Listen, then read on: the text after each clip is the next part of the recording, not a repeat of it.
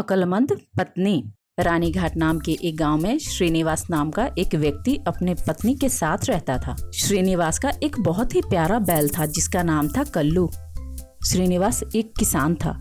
क्योंकि उसके पास एक ही बैल था, वह एक ही बैल से खेतीबाड़ी करता और अपना घर परिवार चलाया करता था। श्रीनिवास की पत्नी के बहुत अमीरों वाले सपने थे, इसीलिए उसकी पत्नी अक्सर अपने पति से शिकायत किया करती थी, क्या फायदा आपके इतने मेहनत करने का, शादी के बाद से लेकर आज तक तो मैंने पीतल के ही गहने पहने हैं। अरे गहने की बात तो आप छोड़ ही दो, अपने बेटे के जन्मदिन पर आप एक मछली भी उसे नहीं खिला सकते। श्रीनिवास, भाग्यवान मैं क्या करूं अब, अगर इच्छानुसार फसल का मुनाफा नहीं होता तो मैं भी तो वही खाता हूँ जो तुम माँ बेटे खाते हो, कह के कहता है। एक दिन की बात है, श्रीनिवास कल्लू के साथ अपने खेत जा रहा होता है। तभी झाड़ियों में से एक जहरीला सांप निकल आता है और बैल को काट जाता है। सांप के काटने के बाद कल्लू कुछ कदम आगे जाके एक ही जगह पर रुक जाता है। श्रीनिवास को समझ नहीं आता कि आखिर कल्लू एक ही जगह पे क्यों रुक गया है। श्रीनिवास, क्या हो गया तुझे, क्यों ढीठ बना हुआ है, एक ही जगह पे कब से खड़ा है और हिलने का नाम ही नहीं ले रहा। अगर आज हम खेत नहीं पहुँचे ना तो तेरी जो मालकिन है वह हम दोनों को खाना खाने के लिए कुछ भी नहीं देगी, कह के कहता है।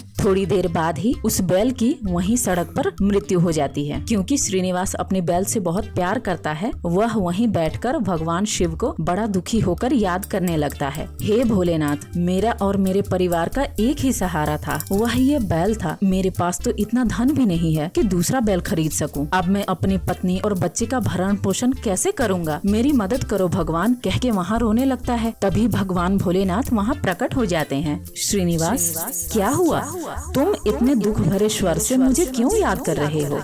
प्रभु, मेरे परिवार का भरण पोषण करने का एक ही जरिया था, वह ये बैल था, कृपा करके इसे जिंदा कर दीजिए, मुझे और कुछ भी नहीं चाहिए। श्रीनिवास, जल्दबाजी मत करो, तुम मुझसे केवल बैल ही नहीं बल्कि कुछ भी वरदान मांग सकते हो, इसीलिए सोच समझकर मांगना। यह मौका मैं तुम्हें केवल एक ही बार दूंगा, बार बार नहीं दूंगा।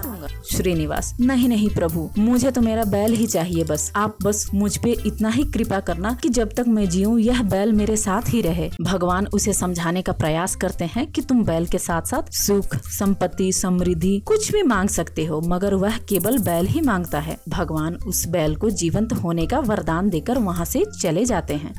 इधर श्रीनिवास का बैल जिंदा हो जाता है। वह कल्लू बैल को लेकर घर जाने लगता है।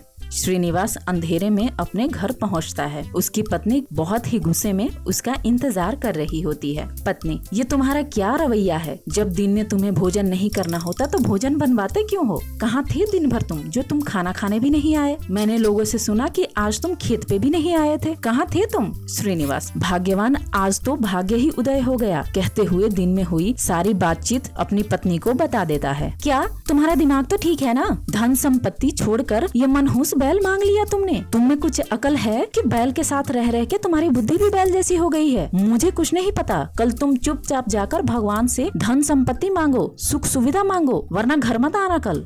अगले दिन श्रीनिवास उसी जगह जाता है, भगवान को दोबारा बुलाता है और अपनी पत्नी के कहे मुताबिक धन संपत्ति मांगता है, मगर भगवान उसे यह कहकर मना कर देते हैं कि कल ये सब मांगने का मौका था उसके पास, मगर उसने धन संपत्ति के बजाय बैल को चुना, तो अब उसे पूरी उम्र बैल के साथ ही रहनी पड़ेगी, कह के कहते हैं। श्रीनिवास घर वापस आकर शिवजी से हुई सारी बातचीत अपनी पत्नी को बता देता है। पत्नी, तुम्हारी मूर्खता के कारण से हमारे हाथ आया हुआ एक सुनहरा अवसर निकल गया। अब खबरदार, जो तुमने कुछ भी किया या कुछ भी कहा तो अब जो भी करना है वह मैं खुद ही करूंगी। अगले दिन श्रीनिवास की पत्नी बैल को लेकर दूसरे गाँव जाती है और बैल को 2000 रुपए में बेच देती है।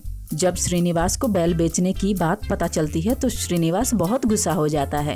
भाग्यवान, तुम जानती हो ना कि कल्लू की वजह से ही हमारा घर चलता है, फिर भी तुमने बैल बेच दिया, ये कैसा व्यवहार है, ये तुम कैसे कर सकती हो। आप चिंता क्यों करते हैं जी, आपने ही तो कहा था ना कि भगवान शिव ने आपको यह वरदान दिया है कि यह बैल पूरी उम्र आपके साथ ही रहेगा, तो चलिए देखते हैं कि उनका वरदान सच है या झूठ। कहते हुए जब पति को तबेले में लेके जाती है तो वह बैल वहाँ प्रकट हो जाता है। वह प्रतिदिन ही अपने बैल को बेच देती है और प्रतिदिन ही बैल वापस आ जाता है। ऐसा प्रतिदिन करते करते वह दोनों धनवान हो जाते हैं और सुखी सुखी अपना जीवन बिताने लगते हैं।